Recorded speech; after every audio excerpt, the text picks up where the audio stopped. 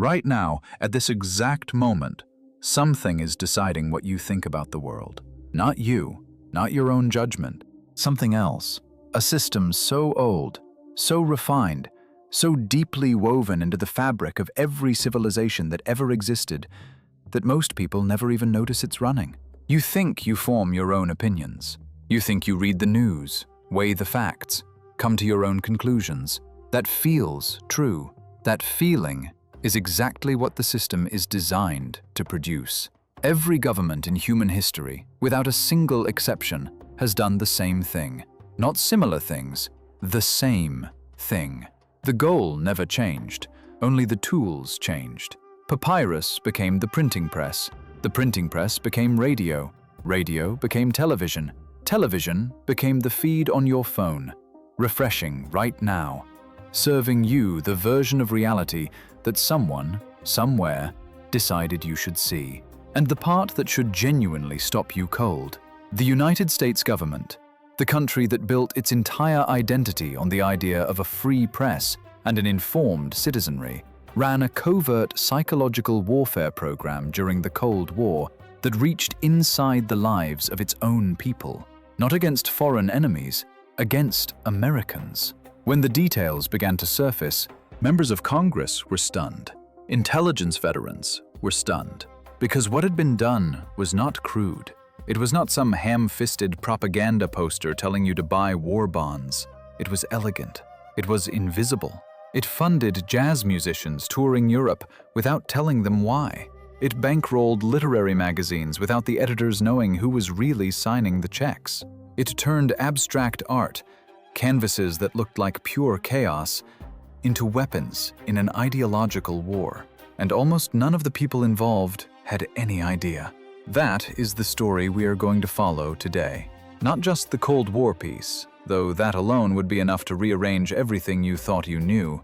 We're going to follow this thing from its very beginning, from the first king who realized that the sword could only take you so far, from the Roman emperors who understood that if you controlled the story, you controlled the empire, all the way forward through the man who figured out how to weaponize his uncle Sigmund Freud's theories to sell cigarettes and presidents and wars. All the way to the algorithm running on a server farm right now, deciding in a fraction of a second what version of reality lands on your screen next. By the end of this, you are not going to be able to look at your news feed the same way.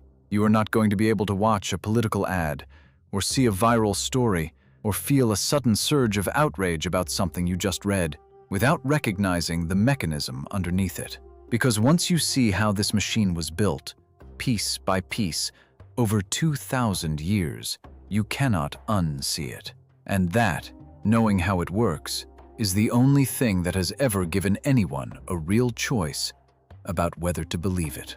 If that is the kind of story you want to understand, stay right here with us. Hit subscribe before this goes any further, because we go deep on these histories. And if you leave now without subscribing, the algorithm, very appropriately, will probably never show you another one.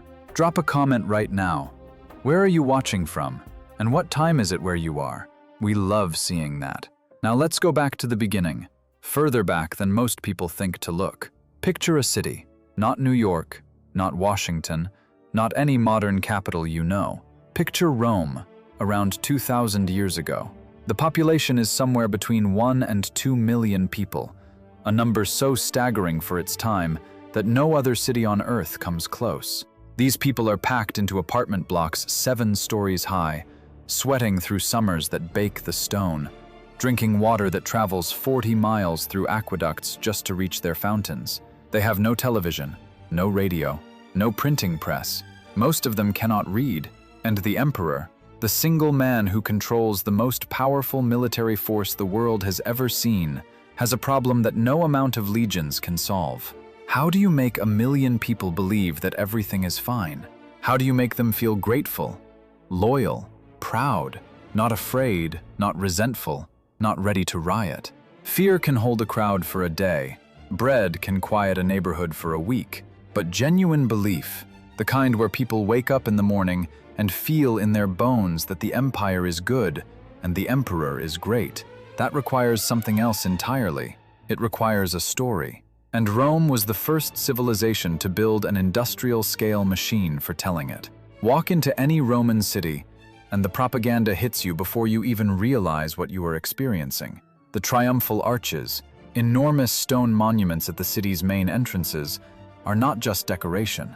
Every carved scene is a specific, carefully chosen message. The emperor defeating the barbarians, the conquered peoples bowing, the goods flowing back into Rome from the edges of the known world. The message is not stated. It does not need to be. You absorb it through your eyes, through your feet walking under the arch, through the sheer physical scale of the stone above you that makes you feel small and grateful at the same time. The coins in your pocket, literal pocket propaganda. Every Roman coin carried the emperor's face, and on the other side, a rotating gallery of imperial virtues, justice, abundance, peace, victory. You could not buy a loaf of bread without handling a tiny piece of government messaging. Historians have traced how rapidly imperial propaganda shifted on the coinage during political transitions. A new emperor's face replaced the old within weeks of a power change. The message was updated faster than most modern social media teams could manage today. And then there were the games. The Colosseum seated around 50,000 people, enough to fill a modern NFL stadium. And on game days, the crowd was not just entertained, they were taught. The spectacle was choreographed to communicate Roman power, Roman superiority, Roman divine favor. The emperor sat in his box, visible to everyone, distributing gifts, deciding the fates of gladiators with a gesture. The crowd participated in the ritual of his power. They went home not just satisfied, but confirmed. Confirmed in the belief that Rome was great, that the emperor was chosen by the gods, that everything was as it should be. There is a small detail in all of this that historians rarely emphasize, but it matters enormously. The Romans did not have a word for what they were doing. They did not think of it as propaganda, because to them, it was simply governance. The idea that leaders should shape public belief was not controversial. It was the job. It was as natural as building roads or maintaining the legions. This is the first great lesson that runs all the way from Rome to your phone. The most effective propaganda is never recognized as propaganda by the people inside it. It is simply the air they breathe, the stories they tell each other, the things everyone knows to be true. The Roman system was sophisticated, but it had a ceiling. You could only reach the people who could see the monument, attend the games, handle the coins. The information moved at the speed of a human being walking from one city to the next. For 1,000 years after Rome, that ceiling held. The church built its own version of the same machine. Cathedrals so enormous, they made every person who entered feel like a speck before God. Stained glass that told biblical stories to illiterate populations. Sermons delivered weekly, uniformly, across an entire continent. The message was controlled at the source, copied by hand, enforced by institutional authority. It was powerful. It was slow. It was, in the grand scheme of what was coming, almost quaint. Then, in the middle of the 15th century, a goldsmith in Mainz, Germany, assembled a machine that he thought would make him rich selling Bibles. Johannes Gutenberg actually cracked open the skull of Western civilization and poured fire directly into the brain. The printing press did not just speed up the distribution of information, it broke the monopoly on it. Suddenly, a pamphlet written in a monastery in Germany could reach a farmer in England within weeks. A king's proclamation competed with a heretic's broadside for the same reader's attention. The Catholic Church, which had maintained exclusive control over the written word for 1,000 years, watched in horror as Martin Luther's ideas spread across Europe in a matter of months. A theological wildfire racing through dry grass, carried by ink on paper. The response was immediate and instructive. Both sides, the church and the reformers, threw themselves into print propaganda with an energy that looks, from our vantage point, almost frantic. illustrated pamphlets, woodcut cartoons, songs with political lyrics. Luther wrote in plain German, not Latin, deliberately targeting ordinary people who had been shut out of theological debate for their entire lives. His opponents accused him of manipulating the masses. He replied that he was simply telling them the truth. That exchange, that exact argument, has repeated itself in every major propaganda conflict ever since. Both sides always claim to be the ones telling the truth. Both sides always accuse the other of manipulation. The question of who is right is almost always decided by who wins. By the time European powers began colonizing the Americas, they had 2 centuries of print propaganda experience. They used it. The conquest of vast continents was not just a military project, it was a narrative project. The indigenous peoples of the Americas had to be made legible in the European imagination as people who needed to be conquered, converted, controlled. The stories told about them, in pamphlets, in official reports, in church sermons, in the journals of explorers that were published and widely read back in Europe, were as carefully constructed as any Roman triumphal arch. The stone arch said, "We are great and the barbarians are defeated." The pamphlet said, "These people are savage and the mission to civilize them is holy." A woman named Catalina lived somewhere in what is now Peru in the early years of the 17th century. We do not know her exact name. Catalina is what the Spanish called her after her forced conversion. We do not know what she believed or feared or understood about what was happening to her world. We know only that she existed inside a story she had no power to shape, told by people whose language she did not speak, distributed through a technology she had never seen, to audiences she would never meet. The narrative of who she was, what her civilization meant, whether her gods were real, whether her land was hers, was being written without her, thousands of miles away, in printing houses in Madrid and Seville. She never had the chance to argue back. That asymmetry of storytelling power is not just a historical tragedy. It is the structural condition of propaganda in every age. The people with access to the distribution system write the story, and the people without access become characters in someone else's narrative. The printing press created something else, though, that the church and the kings had not anticipated and could not fully control. It created a public, not just readers, a public, people who shared information, argued about it, formed opinions in relation to each other across distances. This public was chaotic, unpredictable, and, from the perspective of anyone trying to govern it, terrifying. By the time the American Revolution came along in the 1700s, pamphlets were the social media of their day, viral, emotional, widely shared, frequently dishonest, absolutely decisive. Thomas Paine's Common Sense sold an astonishing number of copies in a country that was not yet a country. It did not inform the revolution, it manufactured the emotional conditions for one. It took people who were uncertain, resentful, confused, and gave them a story that organized all of those feelings into a single direction: independence. The founders knew exactly what they were doing. Benjamin Franklin was one of the most skilled propagandists of his era, a printer by trade, a master of public persona, a man who carefully constructed the image of wise, homespun American simplicity that he presented to the European courts while playing a very sophisticated diplomatic game behind it. The image was not false exactly, but it was designed. Franklin understood, in a way that most of his contemporaries could only half articulate, that winning a political argument was not just about being right, it was about controlling how the argument felt to the people listening. The facts matter less than the frame.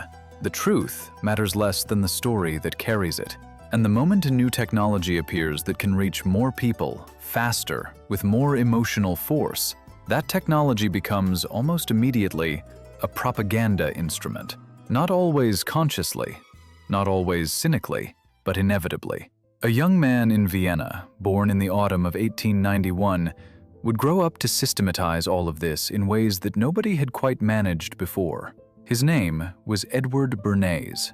His uncle was Sigmund Freud. And what he built, working quietly out of an office in New York, was the first truly scientific machinery for manufacturing belief on a mass scale. The mechanism he designed is still running today. You have been inside it your entire life, and there is a very good chance you have never heard his name.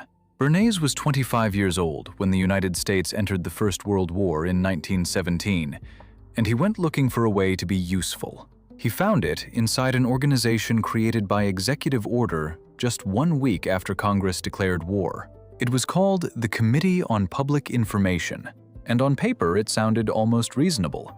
A government body to keep the American public informed about the war effort. In practice, it was something the country had never seen before.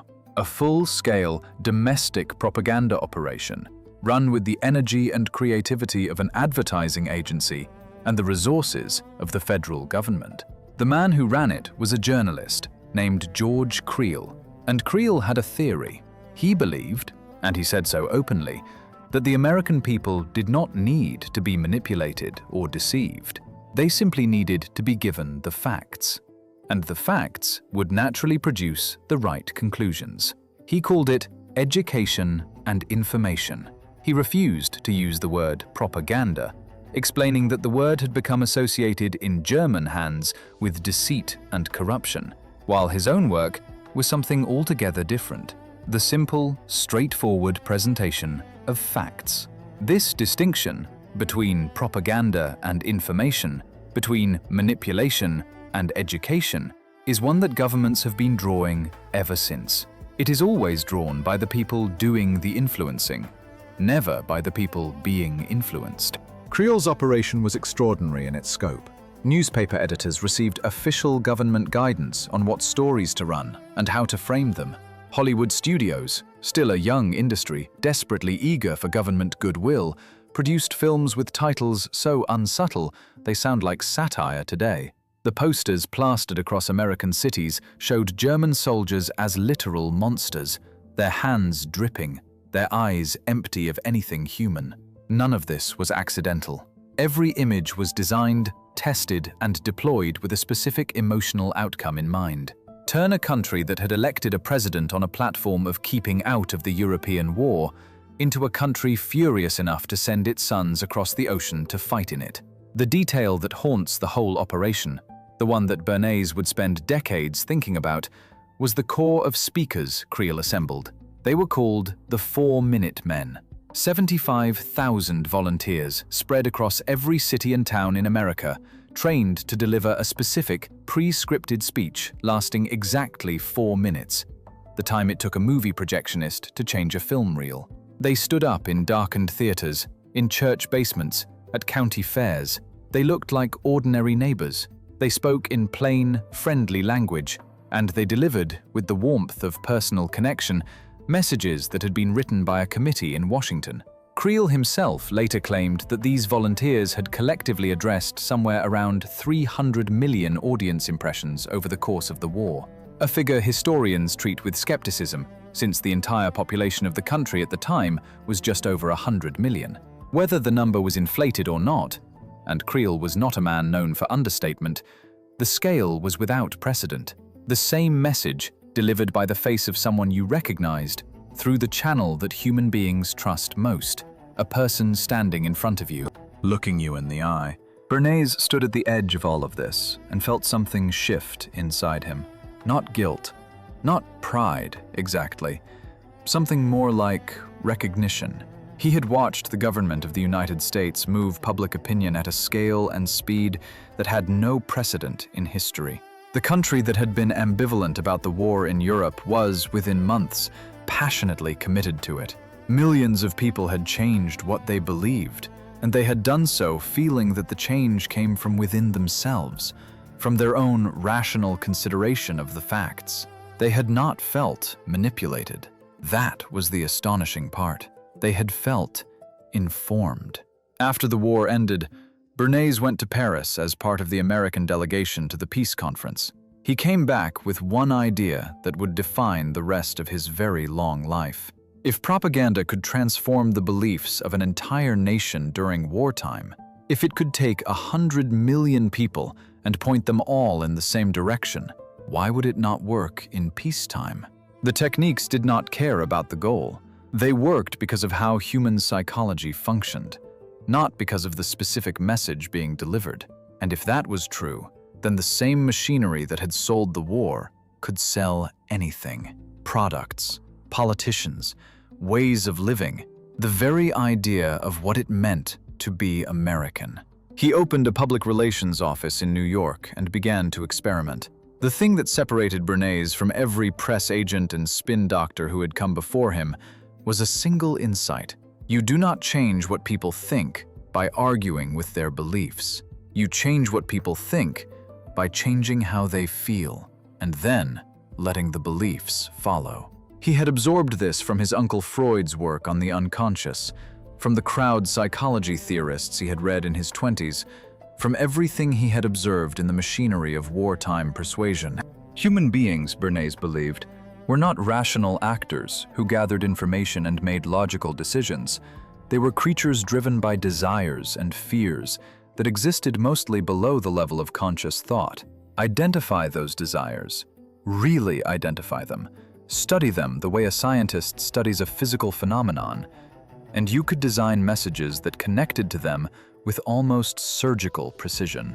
He called it the engineering of consent. The phrase has a clean, technical sound that somewhat obscures what it actually means. Engineering implies expertise, control, design. Consent implies agreement, free choice, participation. Put them together, and you get something that sounds almost democratic. Experts helping the public arrive at good decisions. Bernays meant and said with a frankness that is still startling to read that in a complex modern society, ordinary people could not be trusted to arrive at correct conclusions on their own. They needed to be guided. And the people doing the guiding, the public relations counsel, the advertising expert, the government information officer, were performing a necessary service, not committing a violation. He wrote in his 1928 book that he simply called Propaganda, "We are governed, our minds are molded, our tastes formed, our ideas suggested, largely by men we have never heard of." He did not write this as a warning. He wrote it as a statement of fact, and then proceeded to explain, in careful detail, how to do it better. There is a story Bernays told about cigarettes that captures everything about his method. In the 1920s, women did not smoke in public. It was socially unacceptable, a line you simply did not cross. The American Tobacco Company had a problem. They were selling to half the potential market. They hired Bernays. He did not create an advertising campaign telling women that cigarettes were good. He did not argue against the social norm. He understood that the norm existed because of a web of associations. Smoking was masculine. Public smoking was immodest. A woman with a cigarette was making a statement about herself that polite society did not accept. So he changed the statement. He recruited prominent women in New York and organized them to march in the Easter Sunday parade, smoking cigarettes openly, while Bernays had tipped off every press photographer in the city. The women were not paid. They were told they were performing an act of feminist liberation, lighting torches of freedom, Bernays called them in his press release.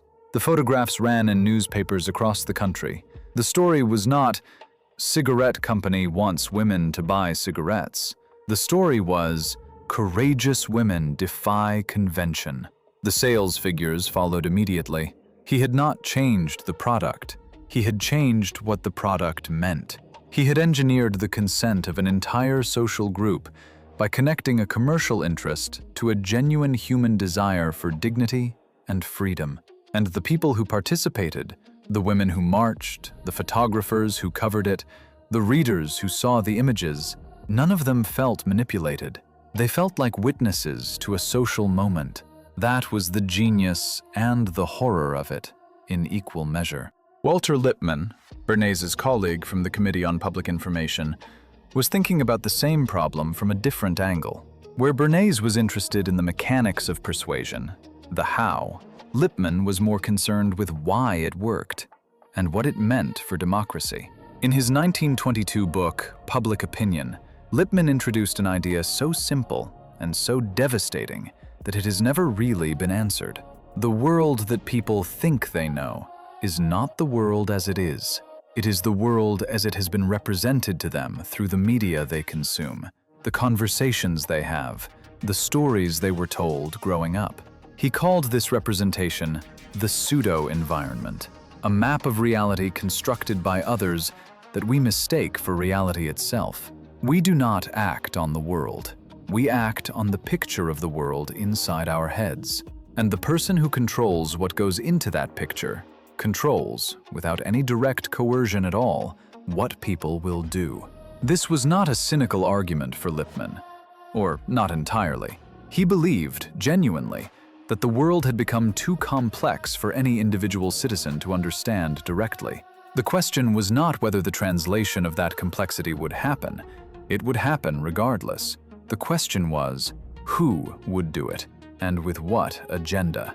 Bernays read Lippmann closely and agreed with every word, but drew a different conclusion. The skill of constructing those representations was the most important skill in a modern democracy, and he intended to make it a profession. Neither man could have fully anticipated what happened when this insight landed in the hands of governments facing the most extreme crisis of the 20th century. Something was growing in the ruins of defeated Germany that would take everything both men understood and drive it to its most extreme and catastrophic expression. And on the other side of that coming catastrophe, something would be built in America, something vast, invisible, and genuinely shocking in what it chose to do, that would make the Committee on Public Information look like a neighborhood newsletter. The people who built it had studied Bernays carefully. They had read Lippmann, and they had decided that the Cold War was not going to be won with armies. The next battle was going to be fought in the minds of people who had never fired a weapon, in cities that had never seen combat, through channels so unlikely that when the truth finally emerged, even the people who considered themselves experts in American power could not quite believe what they were reading. A trumpet note. Hold that image, because the weapon that changed everything did not look like a weapon at all. There was an office building in Washington, and inside it, people went to work every morning with coffee and briefcases and the ordinary low-grade anxiety of government employment. They filed reports, they attended meetings, they argued over budgets, and between all of that, they decided what hundreds of millions of people across Europe, Asia, and Latin America would think about America, about freedom, about themselves. The United States Information Agency was formally established in the summer of 1953, staffed by thousands of employees across more than 100 countries, operating libraries and radio stations and film programs and cultural centers on every inhabited continent. On paper, it was an information service. In practice, it was the most sophisticated, overt propaganda apparatus any democracy had ever built, and the people who ran it were completely aware of what it was. They just did not use that word. The distinction mattered enormously to them. A memo circulated internally in the mid-50s laid out the agency's philosophy with a clarity that now reads as either admirably honest or quietly chilling, depending on your mood when you encounter it. The goal was not to lie. The goal was to select. From the vast, noisy, contradictory river of American reality, the agency's job was to lift out the pieces that told the right story and present them, globally, as the whole picture. Racial segregation happening in Alabama? That story did not go into the Voice of America broadcasts aimed at Eastern Europe. Poverty in Appalachia? Not in the glossy American magazines distributed through USIA libraries in Cairo and Jakarta and Warsaw. What went out instead was abundance, jazz, abstract art, the open road, the idea of America as a place where a person could become something, where the future was not foreclosed before you were born. Every image, every broadcast, every carefully selected cultural artifact was a piece of a mosaic, and the mosaic said, "This is what freedom looks like, and it is beautiful, and you are living without it." The USIA, for all its scale and ambition, was not the deepest layer of the operation. That is where the story turns genuinely strange. Imagine you are in Warsaw in 1955. It is winter, because it is almost always winter in the story of the Cold War. The apartment buildings are gray. The queues outside the state shops are long. The radio broadcasts party news in the flat, affectless tone that everyone has learned to hear without actually listening. And then, one evening, through the static of an illegal shortwave receiver, you hear something that does not sound like anything that has ever come out of a speaker in your city. A trumpet. Not a march, not a hymn, not anything with straight edges or a predictable resolution. Something that bends and doubles back on itself, that goes somewhere you could not have predicted, that seems to be making up its own rules in real time, and somehow making those rules feel not like chaos, but like a kind of freedom you did not know had a sound. This is not a metaphor. This is what happened to hundreds of thousands of people behind the Iron Curtain when they encountered American jazz for the first time. Soviet authorities banned it, which meant it spread everywhere. They called it music for degenerates and capitalist decay, which made it irresistible to every young person within reach of a radio. The people in those apartments did not know, and almost nobody knew at the time, that the tours bringing jazz musicians to Europe, the radio programs broadcasting their performances, the recordings being distributed through cultural channels in Western Europe and seeping east across the border were not purely commercial enterprises or spontaneous cultural exports. They were substantially supported by the Central Intelligence Agency, operating through a network of front organizations so elaborately constructed that even many of the musicians themselves had no idea who was ultimately underwriting their flights and hotel rooms. Artists like Louis Armstrong, Dizzy Gillespie, and Dave Brubeck were not government agents. The music they played was entirely their own. No intelligence officer wrote the solos, but intelligence officers did help write the checks, and the routing of those resources to specific cities at specific moments of political tension was not accidental.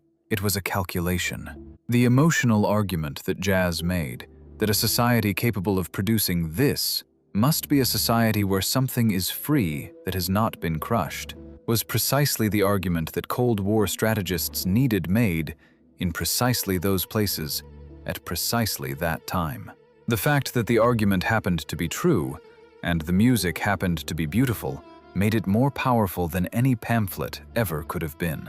The same logic, applied to a canvas, produced something even more audacious. Jackson Pollock, Mark Rothko, Willem de Kooning, the abstract expressionists working in New York in the late 1940s and 50s were producing work that the average American found genuinely bewildering. A joke, a fraud, a symptom of cultural decline. These were common reactions. But to the CIA's cultural operatives, who had absorbed Bernays' core insight that emotional impact does not require rational comprehension, the abstract expressionists were a gift. Socialist realism, the official Soviet aesthetic, required that art serve the state, that it show heroic workers, noble leaders, the bright future of collective achievement. It was, by design, art that obeyed. Abstract expressionism was art that obeyed nothing. It was not even trying to be understood. It was an act of pure individual will splashed across a surface, and the CIA recognized, with a cynicism that takes the breath away, that this illegibility, this refusal to mean anything fixed, was its most powerful political argument. The agency funded exhibitions through an organization called the Congress for Cultural Freedom, a Paris-based body that sponsored art shows across Western Europe, presenting American abstract painting to audiences who were being asked, without anything so crude as a caption, to feel the difference between a culture of freedom and a culture of control. The artists never knew. Many curators did not know. The audiences certainly did not know. They just felt something when they stood in front of those paintings, and what they felt was the intended conclusion, delivered without a word of instruction. Now stop, because this is the part where the story stops being about what was done to people in Warsaw and Berlin and starts being about the machinery itself. the logic underneath all of it that makes it run regardless of who is operating it or what the stated purpose is. Someone had to decide. Someone, in offices connecting Langley, Virginia, to the expatriate art communities of post-war Paris, was making choices every single week. Which musicians toured which cities in which years, which paintings appeared in which exhibitions in which cultural capitals at which specific moments of political tension, which radio broadcasts reached which populations on which frequencies during which news cycles. This was not intuition. It was not taste. It was a methodology, a set of principles for identifying psychological vulnerabilities in target populations, matching those vulnerabilities to specific cultural and emotional content, and deploying that content through channels that concealed their persuasive intent. Think about what that actually means. A bureaucracy of feeling. A committee organized like any other wartime logistics operation, with budgets and timelines and measurable outcomes, whose sole purpose was to engineer emotional responses in specific human beings in specific places. Before there were algorithms, there were people doing exactly what algorithms do: sorting, ranking, targeting, optimizing. The inputs were human desires and political anxieties.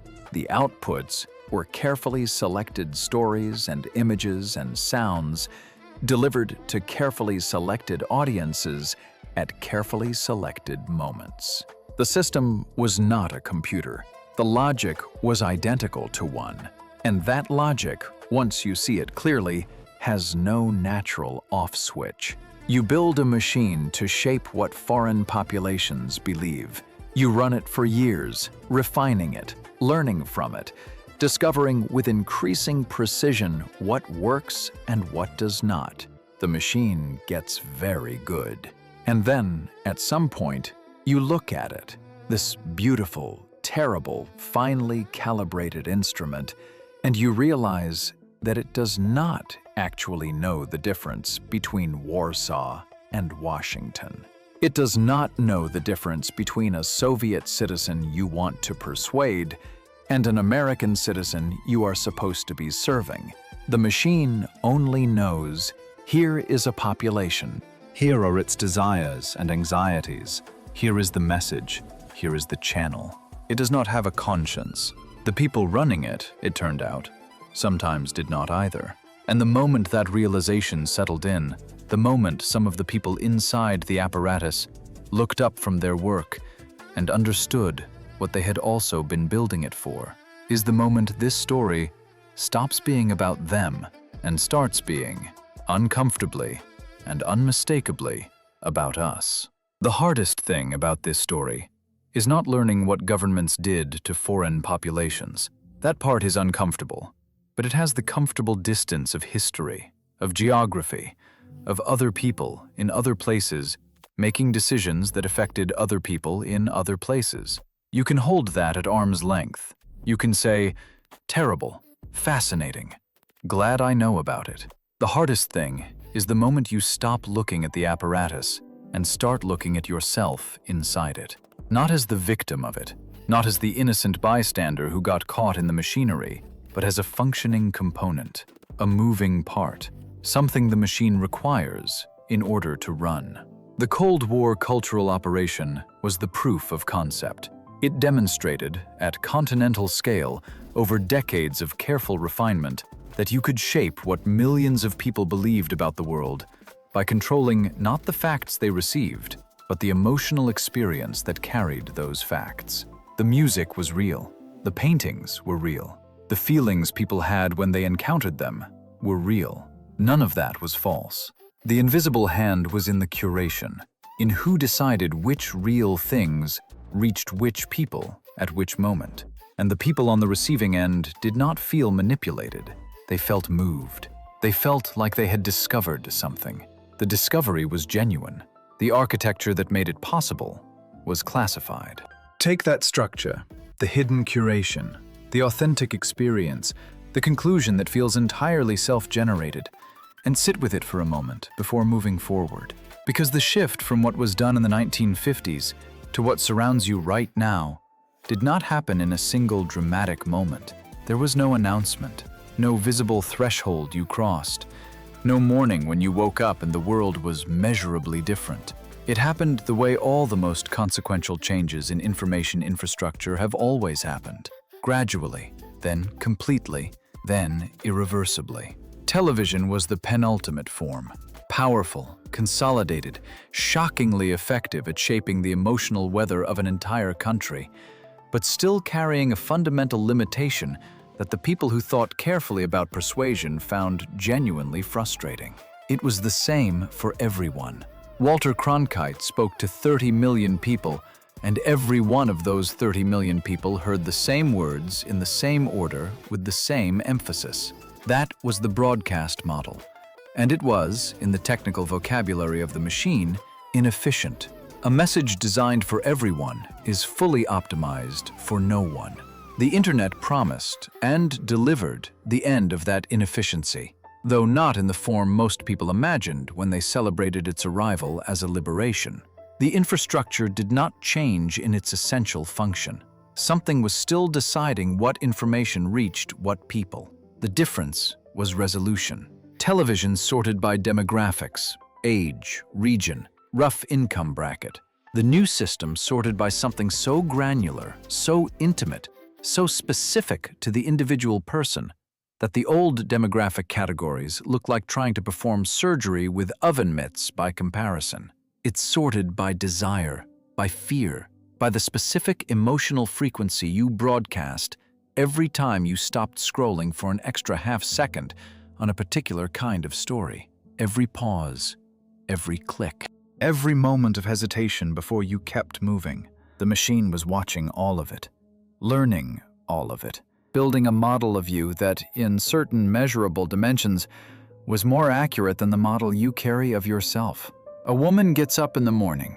Call her ordinary because she is everyone, because she is you.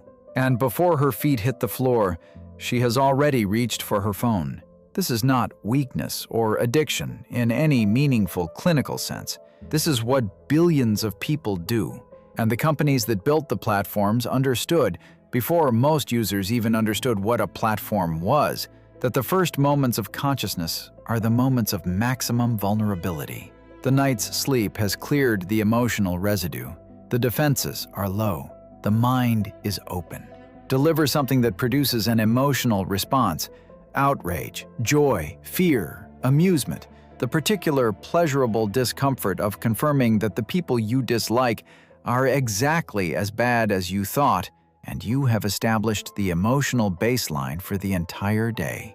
Not what the person will think, what they will feel while they think it. The frame before the picture goes in. Bernays called it the engineering of consent. Lippmann called it the pseudo-environment. The USIA operatives called it target audience analysis. The new version does not have a name that anyone uses openly. It is called the product. You did not stumble into this arrangement. You were not tricked into it by some crude deception that a careful reader would have seen through. You were led into it through a sequence of genuine value exchanges that felt, at every step, like a reasonable trade. Free communication with everyone you know. Free access to more information than any human being in history has ever had at their fingertips. Free entertainment. Free news. Free connection. The price was disclosed in documents of a length and legal complexity specifically calculated to ensure that no one would read them, in terms and conditions that the people who wrote them knew would not be read, because the people who wrote them had studied the same psychology that Bernays built his career on. The price was you, your attention, your behavior, your fear patterns, your desire map, your political leanings, your insecurities, your loneliness, your hunger for belonging, all of it datafied, packaged, and sold to whoever wanted to use it to reach you with a message at the exact moment you were most susceptible to receiving it. The story closes its full circle in a way that shifts the floor beneath you.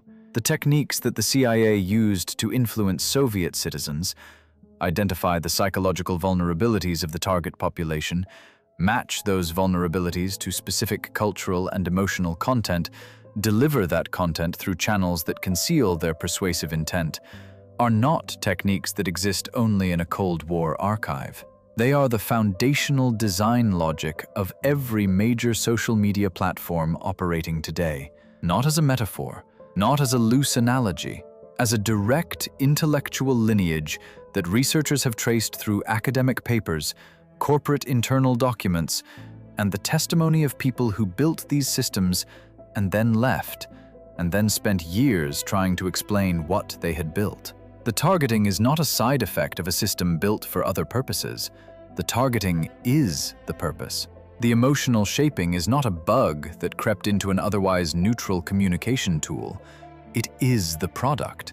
It is what the system was designed to do, refined over years of testing on hundreds of millions of people, optimized with a precision that makes the 4-minute men look like finger painting. And you volunteered for it. That is the part nobody wants to say, and nobody wants to hear. And that is nevertheless accurate in the only sense that matters. You downloaded the app. You filled in the profile. You handed over in exchange for the dopamine of connection and the comfort of seeing your own views reflected back at you at scale, exactly the information that made precision targeting possible. Not because you were naive, not because you were manipulated in some pure and blameless sense, because the deal was structured so that the costs were invisible and deferred, and the benefits were immediate and real. Because the machine that was built to influence foreign populations was rebuilt at civilian scale, with commercial incentives instead of political ones, and the result works on the same principles aimed at the same vulnerabilities, and it is indistinguishable from the inside from simply living your life. The Roman citizen who walked under the triumphal arch every morning did not think, "I am being propagandized." He thought, "I live in a great city." The woman who saw the Easter parade photograph and reached for a cigarette did not think, "I have been manipulated by a campaign designed to exploit my desire for autonomy."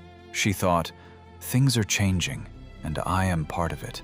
The Eastern European listener who heard jazz through the static and felt something open in his chest did not think, "An intelligence agency has identified my psychological profile and delivered targeted content." He thought, "There is something on the other side of that border that I want." And you, scrolling through your feed this morning, feeling the specific emotional weather that the system constructed for you out of 10,000 micro-decisions about what to show you and what to withhold, you did not think, "I am inside a machine more sophisticated than anything in human history." You thought, "Let me see what is happening in the world." That is the 2,000-year story in a single moment. The technology changed. The scale changed. The intimacy and precision and speed changed beyond anything any Roman emperor or Renaissance cardinal or Cold War operative could have dreamed. The mechanism did not change. It is the same engine it always was. Find what people want to believe, give them the experience of arriving at it themselves, and make sure that experience feels like freedom. So the question you now have to live with is not whether it is happening. That is settled, documented in archives and quarterly earnings reports, and the public testimony of engineers who built these systems and walked away from them troubled. The question is what you do with the knowledge, because awareness has never, in the full sweep of this history, been sufficient to dismantle the machinery of belief. The Roman citizens who understood the function of the triumphal arch still walked under it every day. The people who knew Bernays had engineered the smoking campaign still bought the cigarettes. Knowing that the CIA paid for the jazz tour did not make the music less beautiful or the longing it produced less real. Awareness is necessary. It has never been enough on its own. The apparatus is running right now. It ran while you were watching this. It is running while you decide whether what you just learned changes anything, or whether by tomorrow morning the feed will have washed over it and filled in the space with something newer and louder and more immediately urgent. something chosen, out of everything that could have been chosen, specifically because it was more likely than anything else to keep you from sitting too long with an uncomfortable question. That is not paranoia. That is the product working as designed. You can look away. Everyone always could. Most people always did. The machine cannot make you believe anything if you are genuinely asking whether you believe it. That gap, that small, difficult, exhausting space between stimulus and response, is the only place in 2,000 years of this history where anything ever actually changed. It is very small. It has always been there. The only question is whether you choose to stand in it.